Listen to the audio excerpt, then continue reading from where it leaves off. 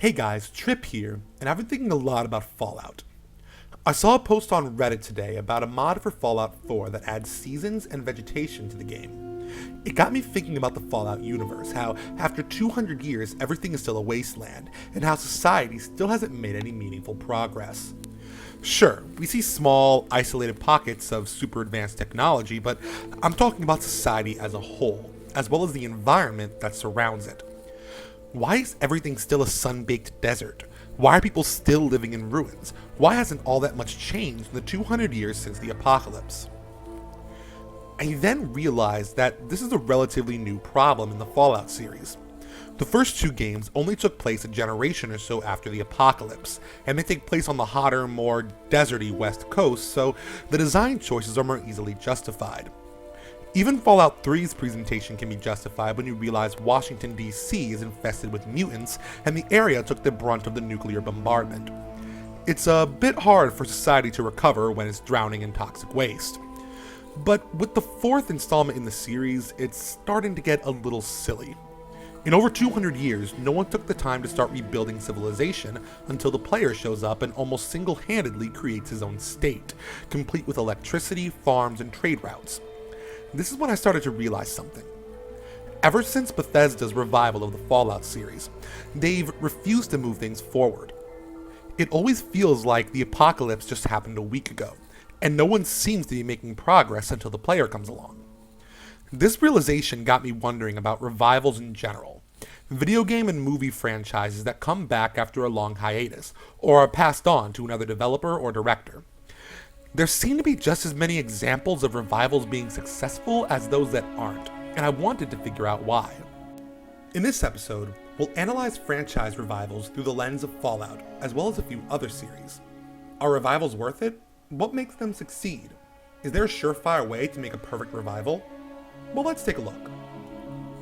As much as I love Fallout 3, I don't think Bethesda really gets the Fallout world at its core, despite bringing the world to life in a way we'd never seen before. Contrary to popular belief, Fallout was never supposed to be post-apocalyptic. It's post-apocalyptic, a slight difference, but a significant one nonetheless. The post-apocalypse typically takes place within the first generation or two after the apocalypse itself. It's an age of complete anarchy where the government has officially fallen apart. There are no safe havens, and the future of humanity is uncertain.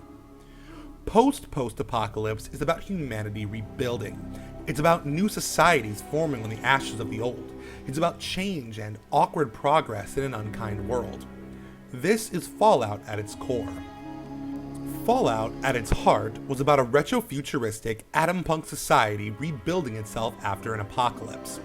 For example, the New California Republic, a collection of tribes that slowly became a united nation, is a fully modern, functioning society at this point.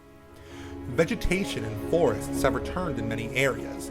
Tribal structures from the post-apocalyptic age are slowly returning to modern society, and fragments of the old world are violently dying off and struggling to stay relevant. After Fallout 2, the world was supposed to keep advancing, not stay in ruins. A lot of people complain that Bethesda didn't keep the game world similar enough to the first two games. I'd argue that Bethesda didn't change enough. Look at the difference in the US between Fallout 1 and 2. Look at New Vegas, where fully modernized nations are fighting over electricity, where the world is still wild and untamed in the wilderness, but modern civilization has returned in full force. Each Fallout game was supposed to be another step forward, another grand leap into the future of mankind, a look at how we'd change and how we'd stay the same. Bethesda, in their attempt to keep the games thematically faithful while becoming less faithful in terms of gameplay, have stagnated the Fallout universe. This is why the world is still desert. This is why the Brotherhood of Steel is still relevant in a world where the Institute exists. This is why no one in the world has done anything to rebuild society in a meaningful way in over 200 years. This is why people still live in ruins and essential resources are just lying around, not scarce at all, because apparently no one has figured out that grocery stores have food and medicine in them. This is why people, to this day, legitimately think Fallout 3 was supposed to take place before Fallout 1. Because, if anything, the world has moved backwards since Fallout 2. and it's starting to get old. If Bethesda really wants to be faithful to the spirit of Fallout, they need to advance the world a bit. I can't really blame Bethesda, however. There's a very tricky balance to be had when you're continuing a franchise that wasn't originally yours. Consumers are always very skeptical when this happens, and fear that the new version won't maintain the spirit of the old. This is a legitimate fear, and I understand why creators and consumers alike are so hesitant to revive a beloved series. Star Wars: The Force Awakens is a great example of this. I'm an obsessive Star Wars fan, and I loved the movie, but I wholeheartedly admit the basic plot was rehashed from A New Hope. However, there was a good reason for this.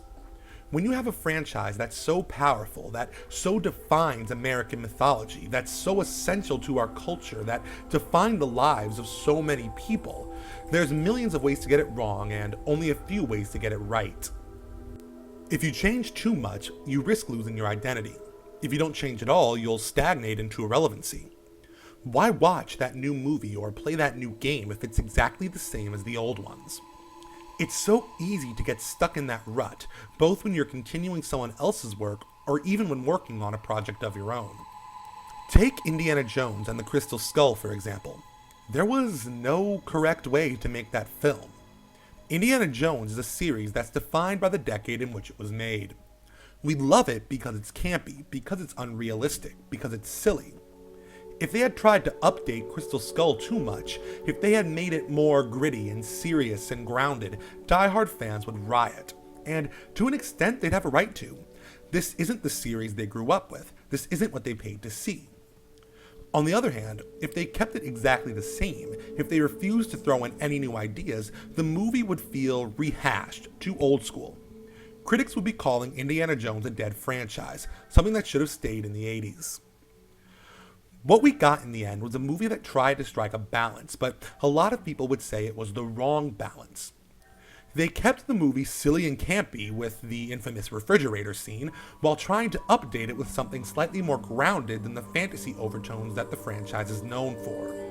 Instead of pleasing everyone, they ended up pleasing no one. Casual viewers ridiculed the nuking the fridge scene, and hardcore fans rioted over the inclusion of aliens. It's a tricky situation without a lot of right answers.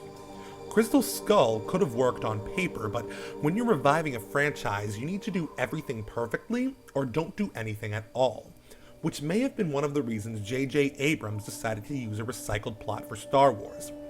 It was a safe choice that allowed him to ease us into the new phase of the franchise while still providing a solid film. So, why did I decide to talk about this? Well, I'm one of those people that loves to see a series continue. I love to see the worlds that are slowly created around a continuing franchise. I love the lore, I love the fan base, I love the culture that surrounds our entertainment. I also love seeing a franchise change and expand over generations. I want Star Wars to continue long after I'm dead. I want to eventually see a Fallout 37, but it's so easy for a series to stagnate or change so much that it loses what originally made it great. I decided to make this episode because I want you guys to consider what makes a series great. I want you to consider how franchises change over time. I want you to consider which changes are good and which are bad. Why do some revivals work while others don't? It's a complicated topic and there isn't a single right answer. As creators, we need to take it on a case-by-case basis. We need to truly immerse ourselves in the projects we're working on if we want them to stay faithful to their original vision, while still giving them enough space to grow beyond it. But hey, that's just my opinion.